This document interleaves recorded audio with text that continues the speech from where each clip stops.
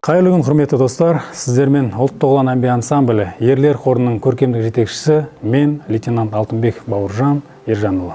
Мен өзім Түркістан облысы Шымкент қаласының тумасы боламын. 2005 жылдан бері қарай Астана қаласында оқып, осы жерде жұмыс жасап жүрмін. 1993 жылы 27 қазанда дүниеге келдім. Бала күнінен бастап ата-анам менің өнерге деген құлшынысымды байқап, осы бағытта дамуыма үлкен үлестерін қосты.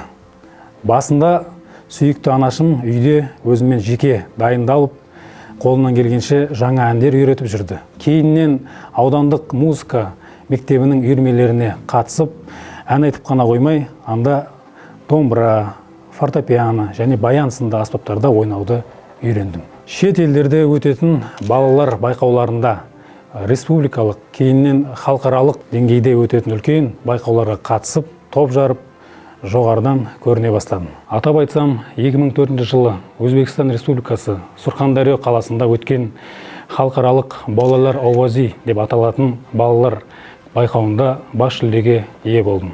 Кейіннен қазақтың ұлы ақыны, Қазақстанның халық жазушысы, кітаптары 44 шет тілдеріне аударылған қазақтың ұлы жазушысы Мұхтар Шаханов атамыз менің дарындылығымды теледидардан байқап, мені Астана қаласына шақыртып, өзінің шәкірті ретінде тәрбиелей бастады.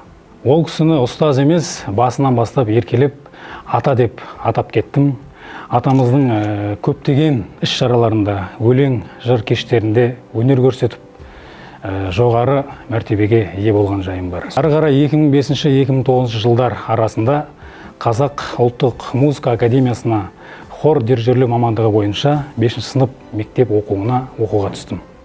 Ол жерде кәсіби мамандардан сабақ алып, білімімді шынықтырып, одан әрі 2009-2013 жылдар аралығында дәл осы оқу орнында, яғни Қазақ ұлттық өнер университетінің колледжіне дәл осы мамандық бойынша оқуымды жалғастырдым. Оны тәмамдап 2013-2018 жылдар аралығында Қазақ ұлттық өнер университетінің жоғары оқу, бакалавр оқуына дәл осы хор дирижері мамандығына тапсырып, үлкен жетістікпен оқуымды аяқтадым. Оқуды бітіріп, дипломымды алып, кәсіби хор дирижері атағын алған соң, Астана қаласы мемлекеттік академиялық филармониясының камералық хорының солисті болып 4 жыл жұмыс жасадым. Камералық хордың ұжымымен біз көптеген республикалық және халықаралық хор байқауларында топ жарып, көптеген жетістіктерге жеттік. Атап айтсам, Австрия мемлекеті Вена қаласында өткен хор өнері номинациясы бойынша біз бас жүлдені жеңіп алдық. Ары қарай Латвия мемлекеті Рига қаласында өткен халықаралық хор өнерінің сайысында 2 номинация бойынша бас жүлдені жеңіп алдық. Одан әрі Шабыт халықаралық жастар шығармашыл фестивалінің хор өнері номинациясы бойынша да бас жүлде иегері атандық. Кейіннен өнер жолымды қазіргі уақытқа дейін Қазақстан Республикасы ұлттық ұланының ерлер хорының сапында жалғастырып келемін. Бұл ұжым өте ерекше. Әскери қызметте нағыз талантты және батыл жігіттермен қатар жұмыс жасау ол өте керемет.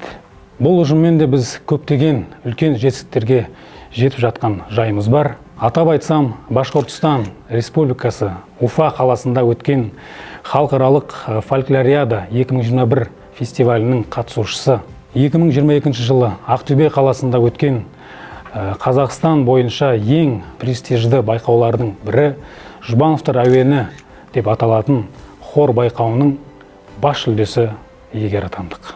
Одан бөлек еліміздің үлкен сахналарында егізле біз 2 жұлдыз сынды телевизиялық жобалардың және де Тұмар телевизиялық сыйлығының тұрақты қатысушыларына айналдық. Және осы жылы біршама шет елдері, соның ішінде Ресей Федерациясы, Белоруссия, Австрия сынды мемлекеттер біздің ұжымды хор фестивальдеріне шақырып жатыр.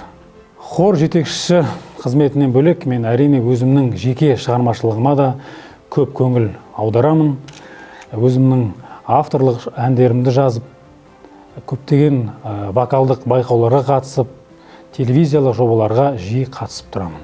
Одан бөлек көптеген әлемдік хит әндерге кавер жасап, оларды өзімнің жеке Instagram, TikTok, YouTube каналдарыма жүктеп, өзімнің аудиториямен белсенді бөлісіп отырамын.